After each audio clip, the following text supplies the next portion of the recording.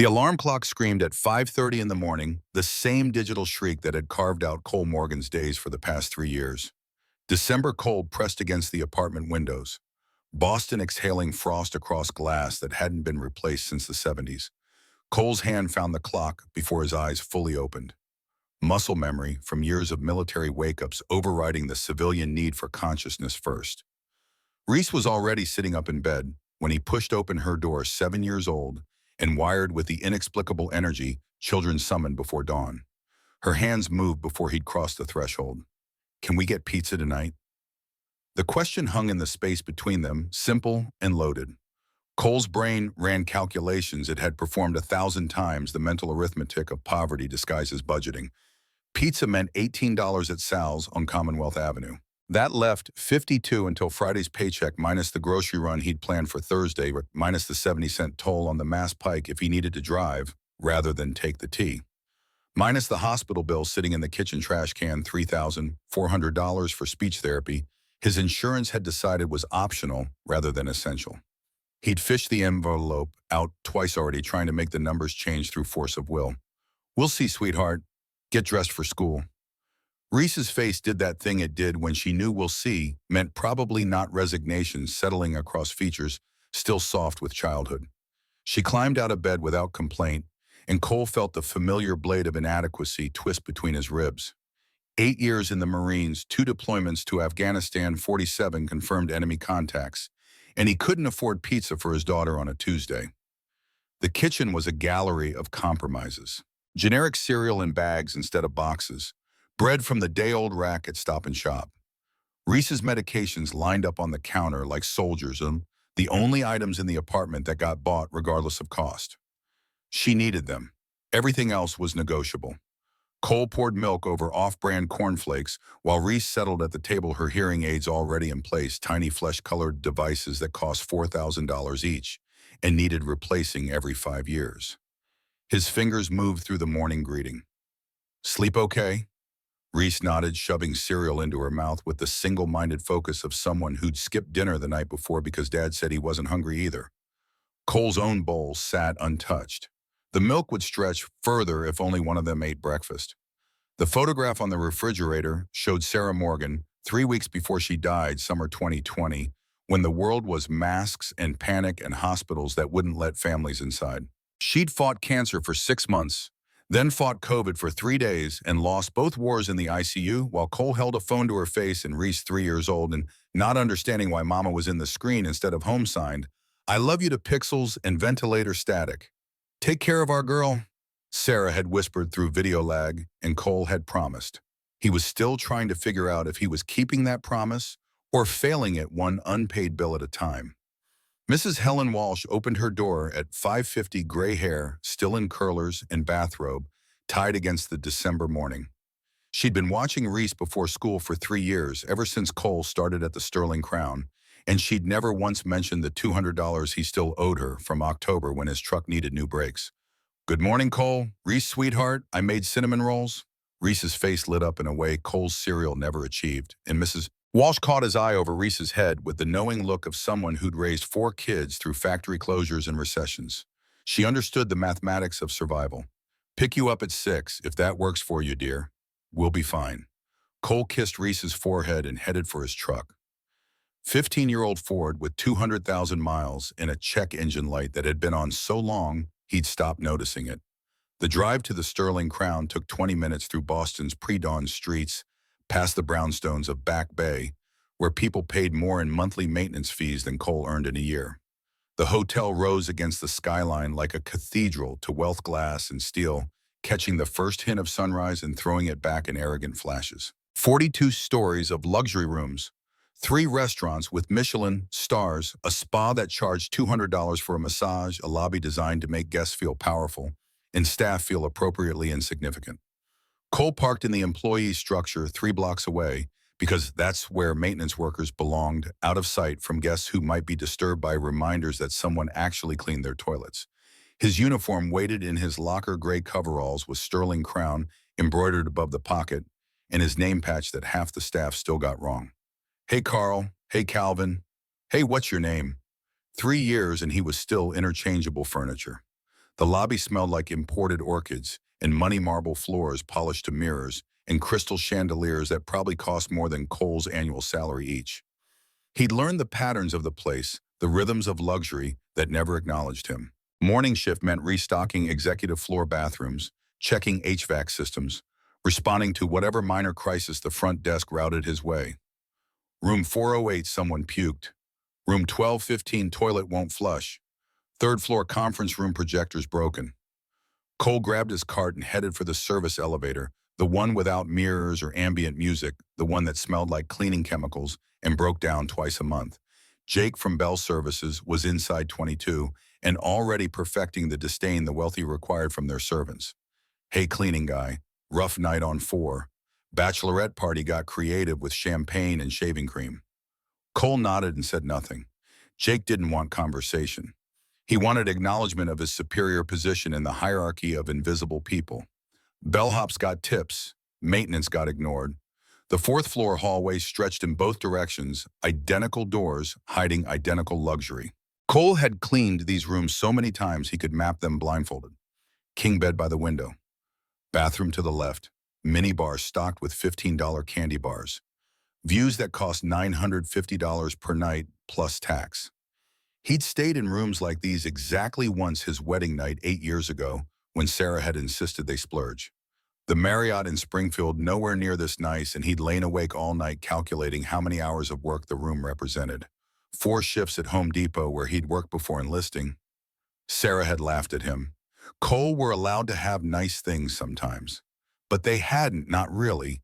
Nice things were for people who didn't have hospital bills, and dead wives and daughters who needed hearing aids that cost more than cars. The morning ground forward in its familiar pattern. Clean, restock, repair, disappear. By 9:15, Cole was back in the lobby, swapping out trash bags when Catherine Sterling walked in. She moved like someone who'd never questioned her right to space 6-foot-something in heels that added inches to already considerable height. Armani suit in charcoal gray, perfectly tailored, probably cost more than Cole's rent. Diamond earrings caught lobby light and threw it back in sharp points. Her assistant followed 3 steps behind, tablet in hand, reciting what sounded like a schedule designed to kill normal humans through exhaustion alone. Singapore investors at 2. Contractor estimates on your desk. Legal wants 15 minutes before the board meeting at 4. Tell legal they get 10. And move Singapore to the Constellation Room. The Empire Suite makes them nervous. Too much glass. Cole watched her scan the lobby with the critical eye of someone who noticed everything and forgave nothing.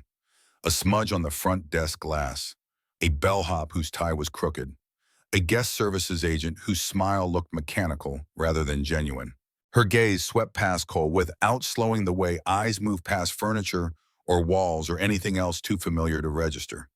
Then her hand moved quick gesture at her side fingers, forming shapes Cole recognized with the instant clarity of 3 years practicing ASL every night after Reese went to bed. Kate Sterling was signing unconscious habit the way some people bit nails or cracked knuckles. Her fingers formed the word focus, then dropped back to her side like she didn't realize she'd done it. Cole looked away before she could catch him staring. Rich people didn't like maintenance workers noticing them, especially not noticing their nervous tics. He finished with the trash and headed for the service corridor, putting Kate Sterling back in the category where she belonged. People who existed in a different universe, people whose problems involved millions of dollars and boardrooms, rather than whether pizza fit the budget. The morning continued its rhythm. 10 o'clock meant checking executive floor conference rooms, making sure everything was ready for whatever high-stakes meetings justified the hotel's premium. Cole had perfected the art of working invisibly, being present without being noticed, fixing problems before anyone realized they existed. 11:30 found him in the second-floor maintenance closet, restocking cleaning supplies and running through the afternoon checklist when his phone buzzed.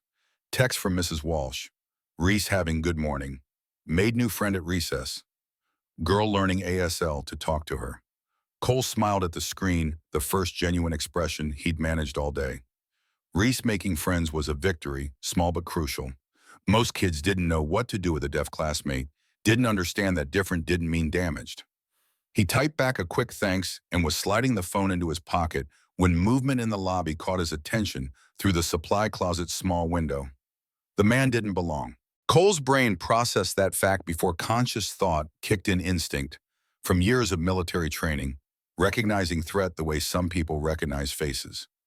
Mid-40s expensive suit that fit too well to be rental Italian leather shoes, handsome in the way people were when they had money for good haircuts and dental work.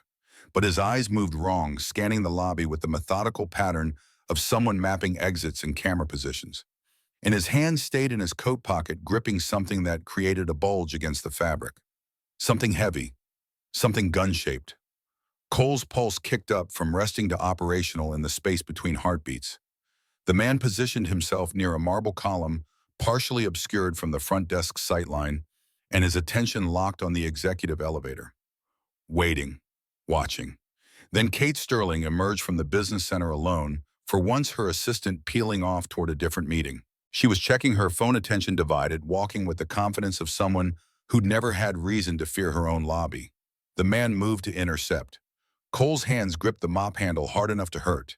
Every instinct screamed move, but 3 years of invisibility had trained the impulse out of him. Maintenance workers didn't sprint across lobbies. They didn't confront well-dressed men who were probably guests. They definitely didn't tackle people based on gut feeling and the bulge in a coat pocket. Kate and the man reached each other near the elevator bank. Cole couldn't hear the conversation from his position, but he watched body language the way he'd been trained to read terrain in Afghanistan. The man's smile was pleasant, professional. His approach was casual. Kate stopped that automatic response wealthy people had to anyone who addressed them with sufficient confidence. Then everything changed. The man's right hand shot out, gripping Kate's elbow with pressure that made her whole body stiffen. His left hand stayed in his pocket, and now Cole could see the outline clearly. A semi-automatic pressed against Kate's ribs, through the coat fabric, hidden from everyone, except someone watching from exactly the right angle. Kate's face did something Cole had seen before in Afghanistan, in the faces of civilians caught in crossfire. Terror trying to hide behind control, smile that stretched wrong eyes wide with understanding that death had just moved very close. Her right hand moved at her side, subtle enough that most people wouldn't notice. But Cole noticed. Cole, who'd spent 3 years learning sign language for his daughter, who practiced fingerspelling while watching TV and memorized signs for every word Reese might need, saw Kate Sterling's hand form shapes with desperate precision. Help! The words stabbed through Cole's chest like shrapnel. Kate's fingers continued moving, signing into empty air, with the frantic hope of someone casting a message in a bottle. Weapon, forced, contract, don't look up. The last sign was crucial. Kate was telling whoever might understand to stay invisible, not to react, not to give away that anyone had seen. She was protecting her only chance at rescue, even as she signed for it. Cole's brain shifted into combat mode, tactical assessment, overriding panic. Direct confrontation would get Kate killed. The man had weapon advantage, position advantage, and presumably the willingness to use lethal force or he wouldn't be here. Shouting would trigger a hostage situation in a lobby full of civilians. Approaching would be suicide. But doing nothing meant watching Kate Sterling get dragged onto an elevator at gunpoint, meant whatever happened next happened without intervention, meant Cole choosing his own safety over someone else's life. Reese's face flashed through his mind, the promise he'd made to Sarah. Take care of our girl. Reese needed a father who came home every night, not a hero who died in hotel lobbies. But Reese also needed a father she could respect. A father who did the right thing even when it was hard. A father who understood that being a real man wasn't measured by money in an account, but by how many people slept safely because of him. Cole's hands were shaking as he pulled out his phone. He typed fast muscle memory from thousands of texts, letting him work without looking. Text to James Whitfield, maintenance supervisor. Emergency, check lobby camera. Woman coerced. Armed man. Elevator, now send. Text to Sterling, Crown Security CEO in danger. Footage 30 seconds ago. Call police. Send. Cole positioned his mop bucket between the man and the most direct path to the elevator's yellow caution sign facing out. Small obstacle probably wouldn't slow them down, but it marked the location. It gave security a reference point. Through the supply closet window, Cole watched the man guide Kate toward the elevator bank. She was signing again, smaller movements now, like her hands were running out of hope. Help! Please! Anyone! The elevator doors opened. They stepped inside. The doors began to slide shut. Cole burst from the supply closet and ran for the stairs. The stairwell was concrete and metal utilitarian space where the hotel's luxury facade dropped away. Cole took the steps two at a time, phone pressed to his ear, James Whitfield's number ringing through. What the hell, Morgan? I'm in a meeting. James, listen. Check lobby footage. Right now. Woman with man in gray suit. Watch their body language. He has a weapon on her. Have you lost your mind? Cole hit the landing for the second floor, kept climbing. His left knee, the one that had taken shrapnel in Helmand Province, was already protesting the pace. I'm ex-military. I know what a coerced hostage looks like. He's pressing a gun into her side. Check the footage now. He hung up before James could argue, before doubt could creep in, before the rational part of his brain could point out that he was risking his job and possibly his life on instinct and sign language. Third floor. Fourth floor. Cole's lungs burned. 38 wasn't 25, and 3 years of maintenance work had eroded the conditioning he'd built in the Marines. His phone rang. Unknown number. This is Tessa Ward, head of security. I reviewed the footage. You're right. We have a situation. Cole reached the 5th floor landing, pressed his back against the wall, breathing hard. Where are you? 6th floor stairwell. They're on the other side of this door, heading for executive offices. Do not engage. We're mobilizing police response now. ETA 4 minutes. 4 minutes. In 4 minutes, a man with a gun could force signatures on whatever documents he'd brought, could decide witnesses were too dangerous, could tie up loose ends. Cole's throat tightened. I understand timeline, but if I do nothing, your daughter needs a father. Stay in the stairwell. That's an order. The line went dead. Cole stared at his phone, jaw clenched so hard his teeth hurt. 4 minutes felt like staring into an abyss while someone drowned just out of reach. Through the door, he could hear muffled voices. A man's low murmur, a woman's sharp response. Then another voice, higher-pitched, apologetic. Patricia Hall, the executive floor administrator, interrupting something she didn't understand. Cole texted Patricia, hoping she'd see it, hoping she'd understand. CEO in danger, man with weapon, create interruptions, slow him down. Police coming, 4 minutes. The response came 30 seconds later. On it, Cole pressed his ear against the door, listening. Footsteps, the click of heels on marble, the deeper sound of men's dress shoes, a door closing, then silence. Cole pulled up the hotel's internal schematics on his phone, blueprints he'd studied for 3 years while learning the maintenance routes. The executive floor conference room was 15 feet from where he stood, through one door and down a short hallway. Glass wall designed for transparency while maintaining the illusion of privacy. And above it, accessible through the ceiling maintenance shaft, was a crawlspace Cole had used dozens of times to access HVAC systems. His phone buzzed. Tessa Ward again. Police staging and parking structure. SWAT 2 minutes out. What situation? Cole typed back. Hearing voices. Conference room. Sounds tense. The response was immediate. Hold position. Do not engage. But Cole was already moving, not forward through the door, but up. The ceiling access panel was 3 feet above his head, standard maintenance opening that every floor had. He jumped, fingers catching the edge, and pulled himself into the darkness above. The crawl space was exactly as miserable as he remembered. Tight, dusty, hot from the building's heating system. Cole Army crawled forward, distributing weight across the support beams to avoid any creaking that might carry through to the room below. His injured knee screamed protest, but he gritted through the pain. Light filtered up through the translucent ceiling panels of the conference room and voices became clearer. Sign these papers, Catherine. Transfer 51% of Sterling Crown shares to Cascade Holdings, LLC. Kate's voice came back sharp. You're insane. I will never, The metallic sound of a gun cocking cut through her objection. Cha-chak. Cole had heard that sound enough times to map it in his sleep. Semi-automatic round being chambered. You have 10 seconds. Sign or I shoot your kneecap. You'll sign while bleeding out. 10. J8. Cole's mind calculated angles, options, consequences. If the man fired even into a non-lethal target, Kate could bleed out before paramedics arrived. Femoral artery, popliteal artery behind the knee. Hit either one in 10 minutes was optimistic. 7, 6. The conference room door burst open, Patricia's voice cutting through the countdown. Ms. Sterling, I'm so sorry to interrupt, but Singapore investors there. Get out. Patricia fled. The door slammed. 20 seconds bought maybe 30. 5. 4.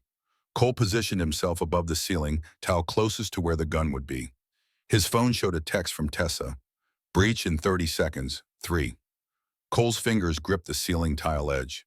Tessa had said not to engage, had given him a direct order to stay put. But orders written in safety and distance look different when you were listening to a countdown towards someone's murder. 2. Cole thought of Reese, thought of Sarah, thought of the promise he'd made and the man he'd told his daughter he was. I spent 3 years learning sign language for you, sweetheart. Today, it might save a stranger's life. 1. Cole yanked the ceiling tile free and dropped it through the opening. The tile hit the conference room table with a crash that shattered the tense silence. Kate and the man both jerked their heads up, instinctive response to unexpected sound. In that fraction of a second, Cole texted Tessa one word. Now, the lights died. Complete blackout, emergency systems not yet engaged, absolute darkness, the kind that only happened in windowless interior rooms. Cole heard the gun clatter against the floor, metallic ring of steel on marble, and dropped through the ceiling opening before conscious thought could stop him. Pain exploded through his left knee when he hit the floor, old injury meeting new stress, but Marine training overrode the body's desire to curl around the damage. Cole rolled forward in the darkness, hands sweeping the floor, searching for the weapon with muscle memory that didn't need eyes. His fingers found metal, cold, heavy, familiar. He wrapped his hand around the grip, ejected the magazine by touch, and shoved it deep into his coverall pocket. The gun he kept because having it and not using it was better than letting it disappear in the chaos. Emergency lights flickered on dim red glow that turned everything into horror movie shadows. Cole rose from his crouch, unloaded weapon in hand, pointing at the floor rather than at the man, because threatening gestures got people killed. Nobody move. Police are here. The man was on his knees, hands raised, face twisted between rage and disbelief. Who the hell are you? Cole met his eyes, keeping his voice flat and calm, the tone he'd used in Afghanistan when de-escalating situations with civilians who didn't speak English but understood authority. The plumber. The glass doors to the conference room exploded inward, tactical team flooding through in black body armor and raised weapons. 8 officers moving with choreographed precision voices overlapping in that controlled chaos of professional violence. Drop the weapon. Hands up on the ground. Cole carefully, deliberately placed the gun on the floor and raised both hands above his head, fingers spread, no sudden movements. These were good guys doing their job, but good guys with guns and adrenaline could make fatal mistakes if you moved wrong. Suspect disarmed, hostage safe. I'm civilian. The lead officer, face hidden behind the tactical helmet, kept his weapon trained on Cole anyway. Standard procedure.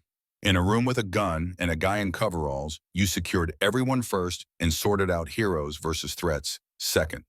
On your knees. Now Cole dropped to his knees, hands still raised. The floor was cold through his coveralls, or maybe that was shock finally kicking in. An officer moved forward, patted him down with efficient professionalism, removed the magazine from his pocket and the phone from his belt. He's clean. Morgan Cole, Sterling Crown Maintenance. The officer grabbed Cole's shoulder, not rough but firm, and steered him away from the gun. Across the room, other officers were doing the same to the man, forcing him face down on the marble, cuffing him with practiced speed. Kate Sterling sat in one of the conference room chairs, perfectly still, except for the tears running down her face. Not sobbing, not making sound, just tears tracking through makeup that probably cost more than Cole's weekly salary. Her hands were shaking, fine tremor that started in her fingers and radiated outward until her whole body seemed to vibrate. A paramedic moved to her side, someone Cole hadn't seen enter the cavalry, arriving in waves. The paramedic spoke in low tones, checking pupil dilation, taking pulse, doing the things medical professionals did when someone had just looked death in the face and survived. Detective Marcus Shaw appeared in the doorway, plain clothes and detective shield hanging from his neck. Irish features set in the carefully neutral expression cops wore when they were processing a scene and holding back personal reactions. His eyes swept the room, cataloging details before settling on Cole. Mr. Morgan, need your statement. Cole nodded, throat suddenly too tight for words. Adrenaline was draining out of his system, leaving exhaustion and trembling in its wake. The reality of what he'd just done was sinking in the gap between could have and what actually happened, yawning wide enough to swallow him whole. Kate's eyes found him across the room, and for the first time in 3 years of invisible coexistence, she truly saw him. Her right hand moved slow and deliberate, forming signs that made Cole's chest tighten. "Thank you," Cole signed back before thinking about whether it was appropriate. "You're safe now." Kate's expression crumbled, whatever control she'd been holding on to, finally breaking. She didn't look away, though kept her eyes locked on Cole, like he was the only solid thing in a world that had suddenly proven itself capable of violence in glass-walled conference rooms. Detective Shaw followed Kate's gaze to Cole, then back again, and something shifted in his expression. Understanding, maybe. Recognition that something more than a hostage rescue had just played out. "You two know each other." Cole shook his head. "I work maintenance here." 3 years. Shaw's eyebrows rose. 3 years, and she just now knows your name. Cole didn't answer. Didn't need to. The silence said everything about visibility and class, and the way some people moved through the world, seeing everyone while others saw only the ones who mattered. The man was being hauled to his feet now, still cuffed, officers on each arm. He was smiling, and that smile sent ice water through Cole's veins. Not angry, not defeated, satisfied. Like this had gone exactly according to plan. As they dragged him past Cole toward the door, the man leaned close enough for his whisper to carry. "This isn't over, Janitor." Cole forced himself to stay still, to not react, to let the officers do their job. But his mind was racing, trying to understand what the smile meant, what "this isn't over" implied. Tessa Ward materialized beside him, face tight, with an expression Cole couldn't quite read. Fury, maybe. Relief. Something complicated. "You disobeyed a direct order." Cole met her eyes. "I secured a weapon that was being used to threaten someone's life. The distraction was incidental." Tessa's mouth twitched, not quite a smile. "Incidental, that's a very careful word choice. I'm a very careful person." She studied him for a long moment. "For what it's worth, you probably saved her life." Weapon was loaded, round and chamber, finger on trigger. Forensics confirmed it. The words should have felt like vindication, but they just made Cole's hands shake harder. Probably. The gap between probably and definitely was where Kate Sterling could have died, where Cole could have miscalculated and gotten civilians killed, where heroism became stupidity, depending on which side of survival you landed on. Detective Shaw's hand on Cole's shoulder pulled him back to the immediate present. "Come on, Morgan. Let's get your statement before shock kicks in full force." Cole let himself be led toward the door, past the overturned conference room table and the ceiling tile debris and the gun that wasn't loaded anymore because he'd made it safe. Kate was still in her chair, paramedic crouched beside her, and their eyes met one more time as Cole passed. Her expression held something Cole had never seen directed at him before. Not gratitude, though that was part of it. Recognition. The look people gave when they suddenly saw someone who'd been invisible when furniture became human.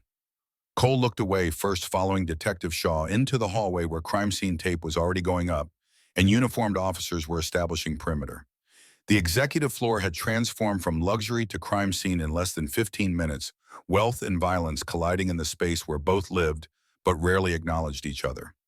3 hours later, Cole sat in a cramped interview room at Boston Police Headquarters, fluorescent lights humming overhead and cold coffee turning to sludge in a styrofoam cup. He'd told the story 4 times now, each iteration recorded and transcribed. Detective Shaw asking the same questions in slightly different ways to check for consistency. "Walk me through the sign language again." "Exactly what did you see?" Cole's hands formed the shapes, automatically muscle memory, of 3 years with Reese making the movements second nature. "Help. Weapon. Forced. Contract. Don't look up." And you understood all of that immediately. "My daughter is deaf, born that way. I've been learning ASL since she was diagnosed at 14 months. It's our primary language at home." Shaw made notes, pen scratching across legal pad. "Reese Morgan, age 7, student at Pinewood Elementary, lives with you at 847 Commonwealth Avenue, apartment 3B, mother deceased 220. Cole's jaw tightened. "You've been investigating me. Standard procedure. Man in maintenance coverall drops through ceiling and disarms hostage taker. We check backgrounds." Shaw looked up from his notes. "Your service record is impressive. 8 years Marine Corps, 2 deployments, honorable discharge medical, combat action ribbon Purple Heart." That was a long time ago. Shaw's expression suggested he didn't buy that line, and Cole didn't particularly blame him. Afghanistan might have been years in the past, but combat training didn't expire. The ability to stay calm under pressure, to make tactical decisions, to move with purpose when everyone else was frozen, that stayed in the bones. Tell me about the PTSD diagnosis. Shaw's tone was carefully neutral, cop, trying not to spook a witness. Cole's hands clenched around the coffee cup. 2019, after second deployment, did 6 months therapy through VA, got cleared for civilian work. I manage it. Panic attacks, sometimes. Cole forced himself to meet Shaw's eyes. Not often, I know my triggers. I avoid crowds, loud noises, certain situations. It doesn't affect my ability to function. But it could affect your judgment, could make you see threats that aren't there. The question landed like a fist. Cole's breath caught, and for a moment he was back in the parking garage having a panic attack because someone's car backfired, or in the grocery store convinced the man in aisle 3 was following him, or any of the dozen other times his brain had mistaken civilian life for combat zone. There was a gun. Cole's voice came out flat. Kate Sterling was signing for help. That wasn't imagination. That was real. Shaw held up his hands, placating. I believe you, Morgan. I'm asking because the defense attorney is going to ask the same thing, and you need to be ready. They're going to try to make you look unstable, unreliable. They're going to weaponize your trauma. Cole's stomach turned over. When's the trial preliminary hearing? In 2 weeks, assuming the guy doesn't take a plea. Shaw flipped his notepad closed. Grand jury will indict by end of month. You'll be a key witness, probably the key witness, since you're the one who actually saw the weapon and intervened. Great, Cole thought, but didn't say. Public testimony, cross-examination, his military record and medical history paraded in front of strangers. Reese asking why Daddy was on TV. His phone buzzed in his pocket. Text from Mrs. Walsh. Reese asking when you're coming. Made her favorite dinner. Cole stood, legs unsteady. Can I go? I need to pick up my daughter. Shaw handed him a business card. You're free to go. We'll be in touch about the formal statement and grand jury testimony. Morgan, he hesitated, and something human crossed his face beneath a cop mask. You did good today. Whatever happens next, remember that. Cole pocketed the card and headed for the exit through hallways that smelled like old coffee and institutional cleaning products, past holding cells where other people's bad decisions awaited processing. The December evening had turned dark while he'd been inside Boston, cold settling in with the particular bite that came off the harbor. His truck was still in the employee parking garage 3 blocks from the Sterling Crown, and the walk gave Cole time to process what came next. James would want to know what happened. HR would have questions about protocol and liability.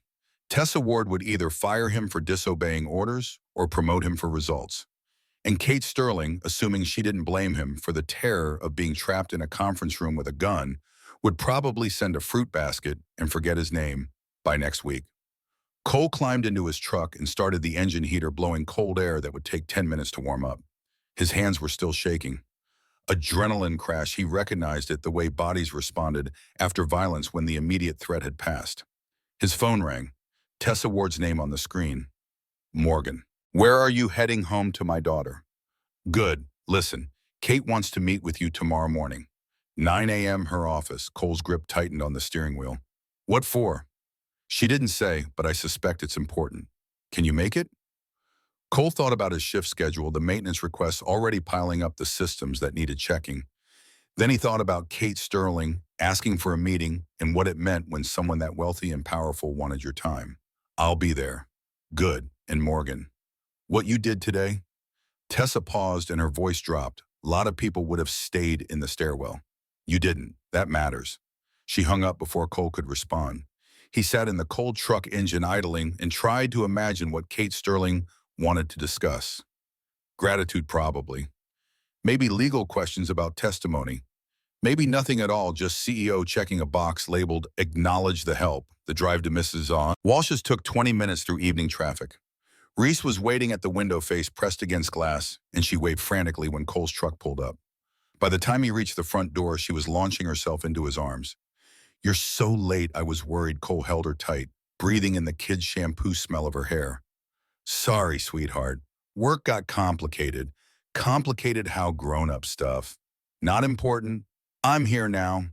Reese pulled back, studying his face with the intensity 7-year-olds brought to reading emotions. Her hands moved carefully. You look tired. Scary tired, not work tired. Cole forced a smile. Just a long day. Hey, I heard Mrs. Walsh made your favorite dinner. Reese's expression said she didn't entirely believe him, but she let it go. We ate already because you were late, but there's leftovers. Chicken casserole. They said goodbye to Mrs. Walsh with promises to settle accounts on Friday when Cole's check cleared and drove home through streets that looked exactly the same as they had this morning, even though Cole's entire life had pivoted on its axis. The apartment was cold thermostat, set to 62 to save on heating bills, and Reese immediately grabbed her favorite blanket while Cole reheated casserole in the microwave. They ate on the couch, Reese chattering with her hands about school and the new friend who was learning to sign, and the book Mrs. Walsh had read about dogs who solved mysteries. Cole nodded and responded and kept his own thoughts locked down because Reese didn't need to know that Daddy had dropped through a ceiling today and disarmed a man at gunpoint. After dinner, while Reese was brushing her teeth, Cole's phone buzzed with a news alert. Local CEO rescued in hotel hostage situation. The article was brief, details sparse, but it mentioned Catherine Sterling by name and described an unnamed maintenance worker who'd intervened. No photos, thankfully. Cole wasn't ready to explain to Reese why his face was on the news. Bedtime at 8:30, same as always. Cole tucked Reese in, made sure her hearing aids were in their case on the nightstand, and sat on the edge of her bed while she signed her final thoughts of the day. Love you, Daddy. Love you too, sweetheart. Tomorrow, can we get pizza? The question hit harder than it should have. Tomorrow. Cole had no idea what tomorrow looked like. Meeting with Kate Sterling at 9 a.m.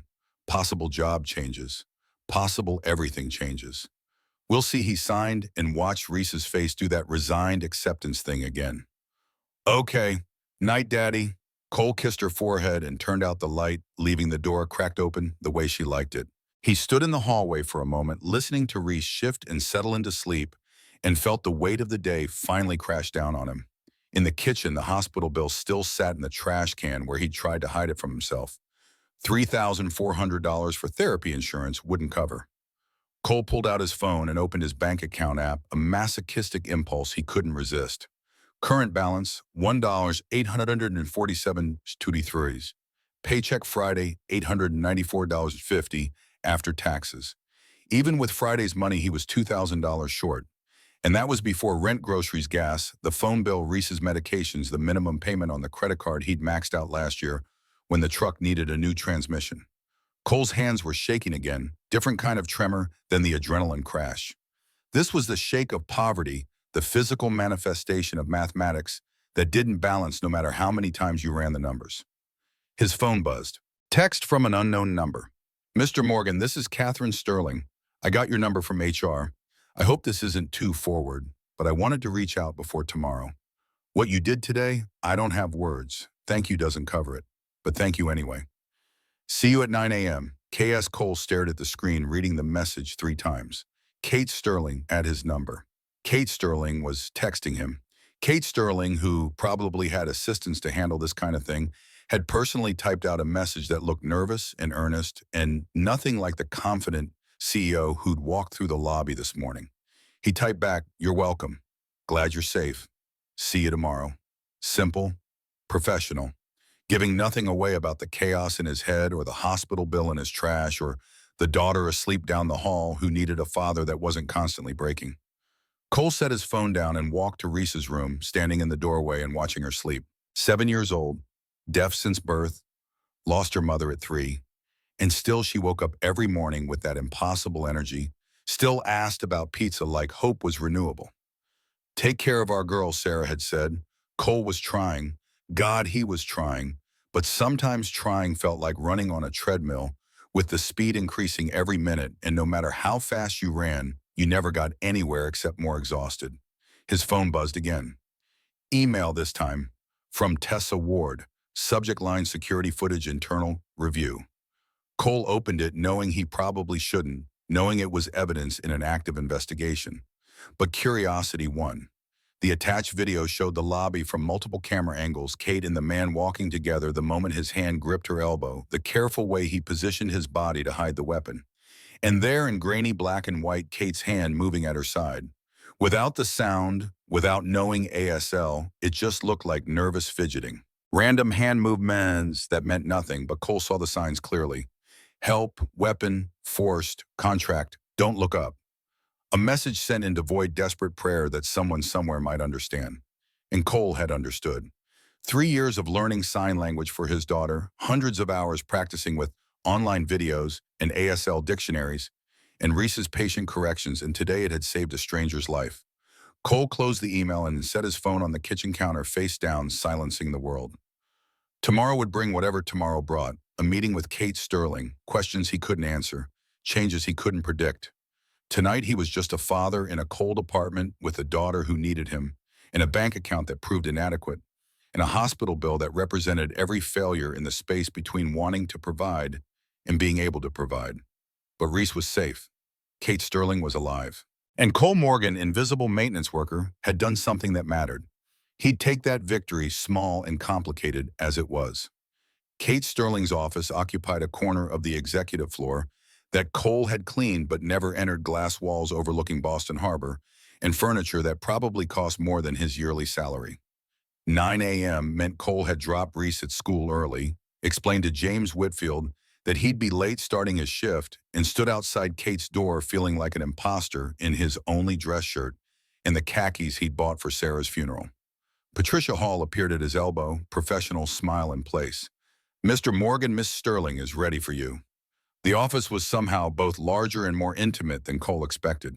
Floor-to-ceiling windows framed the harbor in winter gray expensive art on walls that probably came with provenance and insurance riders, and a desk made of wood so dark it looked black.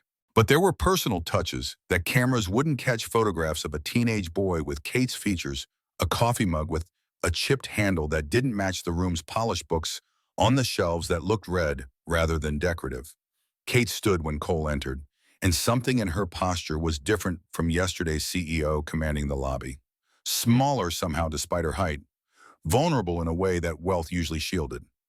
"Cole, thank you for coming." Her voice carried uncertainty, like she'd rehearsed this conversation and forgotten her lines. "Please sit." Cole took the chair across from her desk, hyper-aware of his own body language, the way working-class people learn to make themselves smaller in rich people's spaces. Kate remained standing, moving to the window, and when she turned back, her eyes were red-rimmed. "I don't know how to start this, so I'm just going to say it." She took a breath. "You saved my life, but more than that, you saw me. 200 people in that lobby, and only you understood." Cole's throat tightened. "You were signing. My daughter, I know. I learned ASL because of my brother Lucas." Kate's voice fractured on the name. "He died 15 years ago. Suicide. I wasn't there when he needed me." The confession landed between them, raw and unexpected. Cole watched Kate's control slip, watched her fingers move unconsciously into signs she probably didn't realize she was forming. "Sorry, alone, gone. I'm sorry about your brother." Kate's laugh was bitter. "He tried to tell me, signed that he needed help the day before, but I was in a board meeting, too important to answer. Next morning, overdose, gone." The silence stretched heavy. Cole understood grief, knew its weight, recognized the particular flavor of guilt that came from missed chances and last chances. "You learned ASL for Reese." Kate continued, redirecting before emotion could overwhelm her completely. "Love made you capable of saving me. That matters. More than you know." Cole shifted in his seat. "I just did what needed doing. Most people would have stayed invisible." Kate moved back to her desk, pulled out a folder with the kind of precision people use when control was the only thing keeping them together. "I want to offer you a position." The words didn't make sense at first. Cole's brain, still recalibrating from yesterday's violence, couldn't process the jump from maintenance worker to whatever this was. "Security consultant, 65,000 annually, full benefits, including dental that will cover Reese's therapy costs. Flexible hours because your daughter comes first. Always." The number hit like physics. 65,000. Cole made 38,000 now, and that barely covered rent and food and the medications Reese needed. 27,000 difference meant pizza whenever Reese wanted it, meant hospital bills that didn't sit in trash cans, meant breathing room between paycheck and poverty. "I'm not qualified." The objection came automatic, trained, response of someone who'd internalized limitations. I don't have an MBA or management experience. Kate's expression hardened into something that looked like the CEO who'd fired vendors yesterday. You have combat experience, crisis management, the ability to stay calm when weapons are involved, and you have integrity. You can't learn integrity from textbooks. Cole's hands gripped the chair arms. Why me? There are people with actual credentials. Because a diploma proves you sat in class for 4 years. Experience proves you survived the real world. I hire the second kind. The words resonated somewhere deep validation Cole hadn't known he needed. But doubt crept in anyway, familiar companion that whispered about charity and pity and rich people buying absolution. This isn't charity, Kate said, reading his face. This is me recognizing capability I overlooked for 3 years. This is me fixing a system that made someone with your skills invisible. 6 months trial, Cole countered. Let me prove I can do the job. Then we talk about making it permanent. Kate's eyes widened, surprise flickering across features trained to reveal nothing. Most people would take the offer without negotiating. Most people didn't grow up poor enough to know that nothing came free and everything had a price. Deal. Kate extended her hand across the desk. 6 months to prove what I already know. Her grip was firm, businesslike, but her hand trembled slightly. Still processing yesterday's trauma, Cole recognized it the way bodies held terror even after minds convinced themselves they were fine. Can I ask about Reese? Kate's voice dropped, genuine curiosity replacing corporate polish. How old is she? 7. Born deaf, congenital hearing loss. We've been signing since she was 14 months. Kate's expression softened into something unguarded. Lucas lost most of his hearing in a car accident when he was 8. Learned ASL taught me. It was our private language, past tense. Everything about Lucas was past tense, and Kate wore that loss like a second skin. Raising her alone after your wife died, Kate continued carefully. How do you manage? Cole considered lying, offering the polished version people expected. But Kate had just offered him 27,000 reasons to be honest, and honesty felt like the only currency worth trading. Badly most days. I work stable hours because Reese needs routine. I turn down better jobs if they disrupt her schedule. Everything I do is about keeping her world predictable, safe. Kate studied him with intensity that felt like being seen under microscope. You sacrificed your career for your daughter. Wasn't much of a sacrifice. Reese is everything. The words hung in expensive air, and Cole watched something shift in Kate's face. Understanding, maybe. Or recognition that their priorities existed in completely different universes. You're a good father. Kate's voice carried conviction. Reese is lucky to have you. No, Cole thought but didn't say. I'm the lucky one. Reese was the reason he got up at 5:30 every morning, the reason he kept breathing after Sarah died, the reason any of this mattered. Start Monday. Kate was already moving forward, CEO mode re-engaging. We'll get you set up with an office, credentials, access to all 5 properties' security systems. Monday meant 3 days to process this seismic shift, 3 days to figure out how to explain to Reese that Daddy's job was changing without explaining why it was changing. Monday works.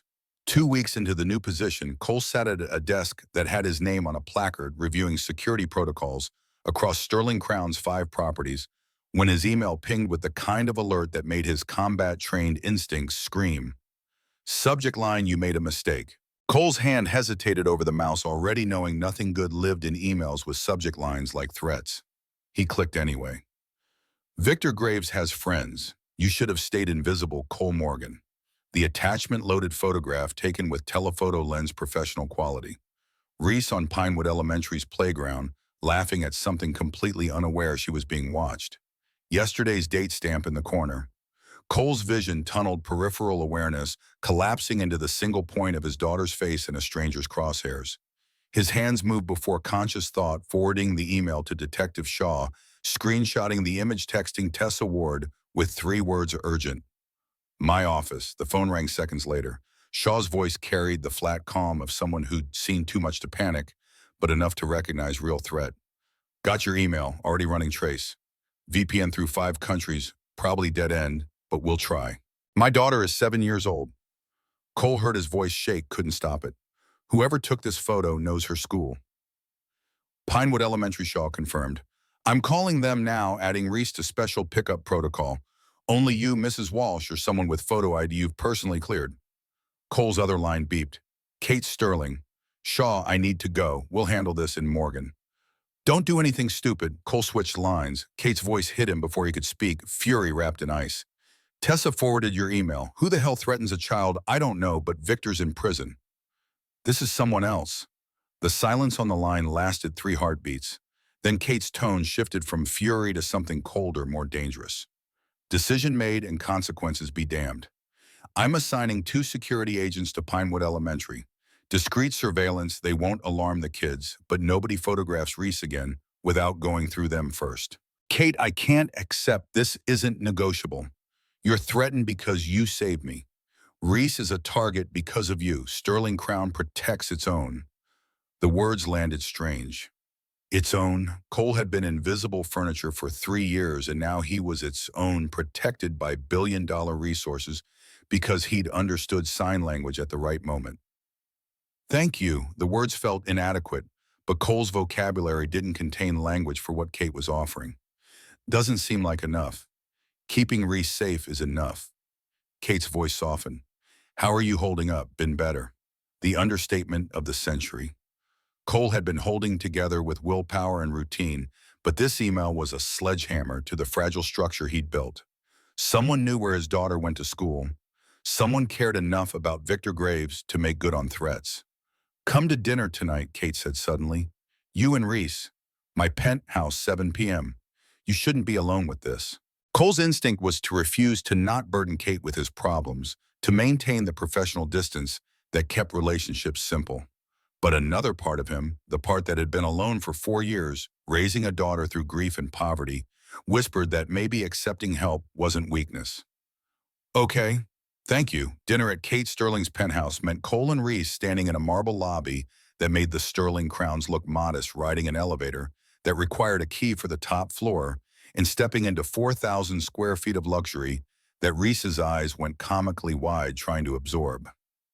This is your house. Reese's hands moved fast, excited signing that made Kate smile. Kate crouched down to Reese's level, expensive dress, probably costing more than Cole's monthly rent, and signed back with fluid precision. Yes, it's very big. Sometimes too big. Would you like to see your room? Reese's head whipped toward Cole. I get a room. Kate's penthouse has guest rooms, Cole signed carefully. We're visiting. Kate's expression suggested that visiting might mean something more permanent if Cole would allow it, but she just stood and extended her hand toward Reese. Come on, I'll show you. I put glow-in-the-dark stars on the ceiling. Reese took Kate's hand without hesitation, childhood's gift of trusting adults who spoke her language, and Cole followed them through a space that made wealth feel like understatement. Modern furniture mixed with antique pieces of art that probably belonged in museums, windows framing Boston like the city existed for Kate's viewing pleasure.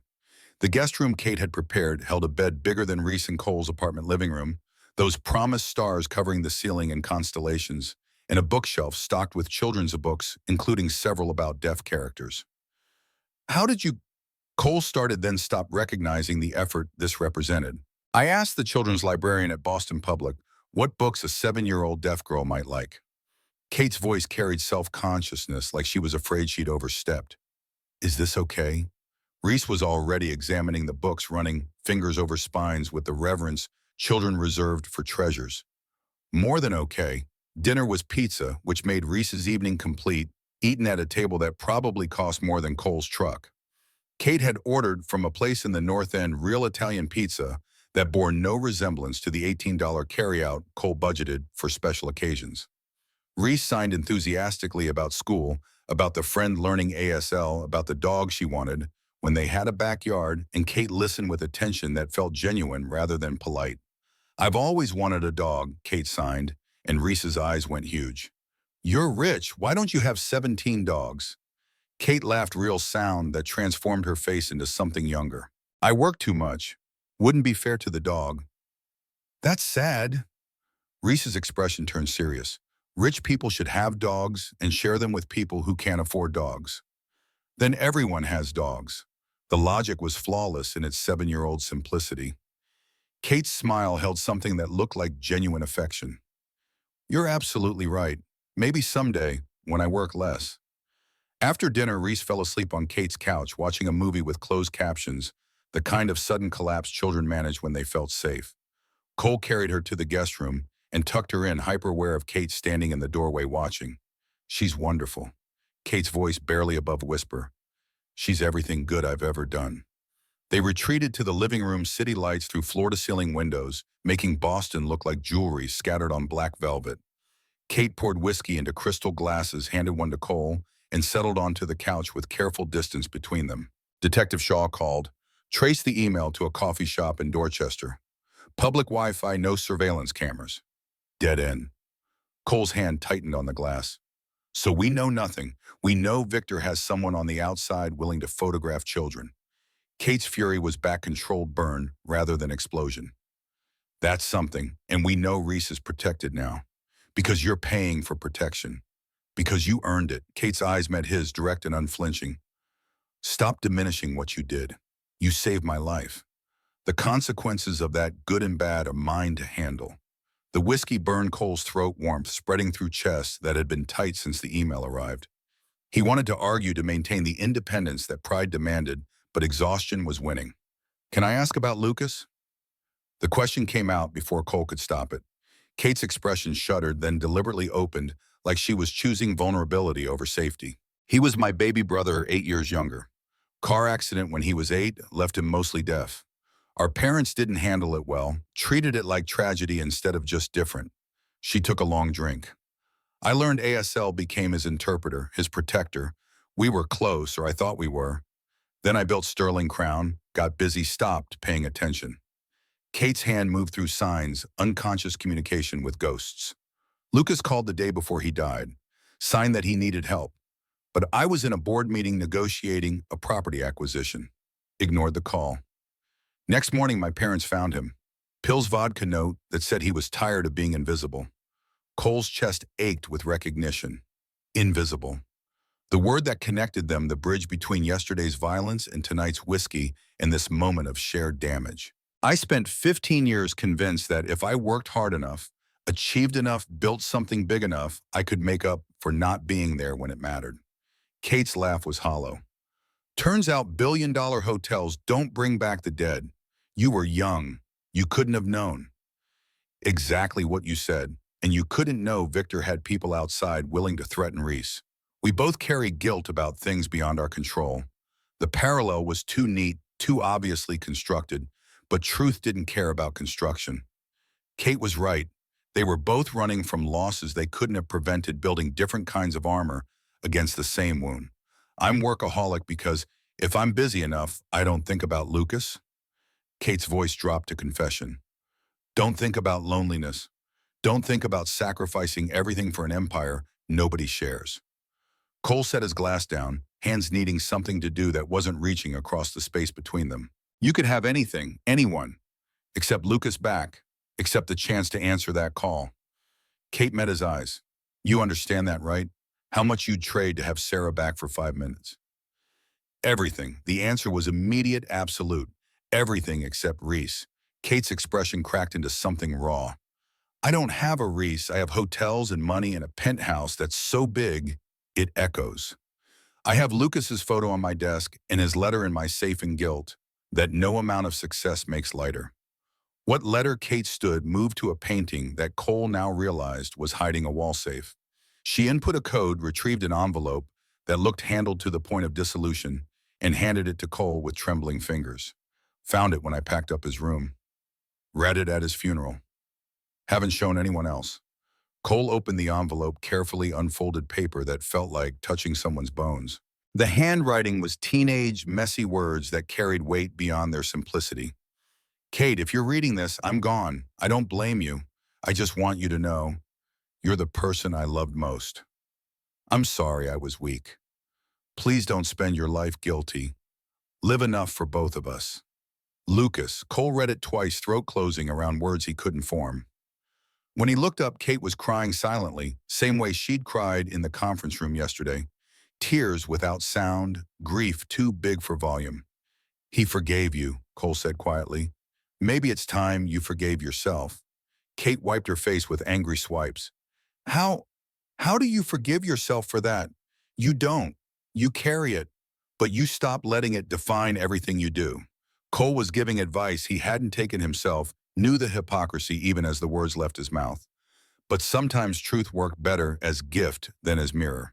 3 weeks later, Pinewood Elementary's Principal Martinez called Cole during a security review meeting, apologetic tone suggesting this wasn't a conversation she wanted to have.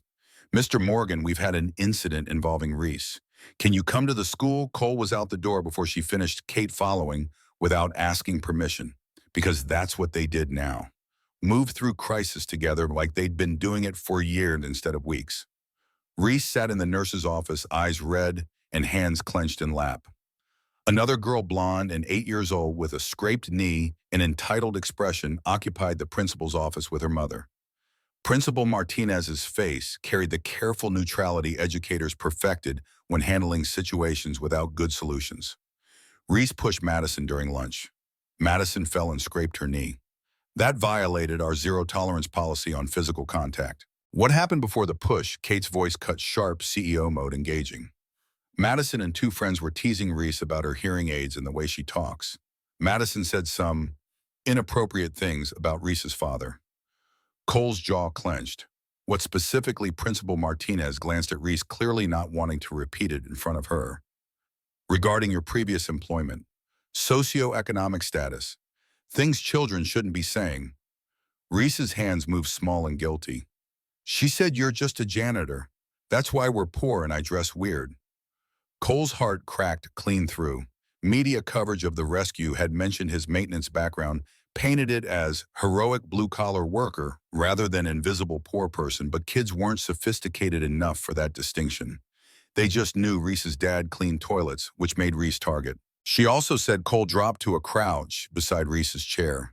Meeting her eyes, her mom says your dad is a loser who got lucky, that you'll be a loser too. And I got angry. Reese's hands shook. I pushed her. I'm sorry. Kate's presence behind Cole felt solid grounding, and when she knelt beside him, her expression held fury that wasn't directed at Reese.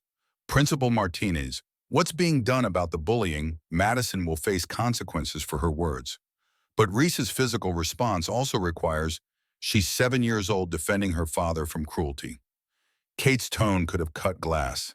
If your school creates an environment where children feel safe mocking classmates' economic status and disabilities, perhaps the policy needs examination. Principal Martinez's face flushed. Ms. Sterling, I understand your position, but rules apply equally, or they're not rules, they're weapons. Kate stood, and Cole recognized the woman who'd built billion-dollar empire in the set of her shoulders.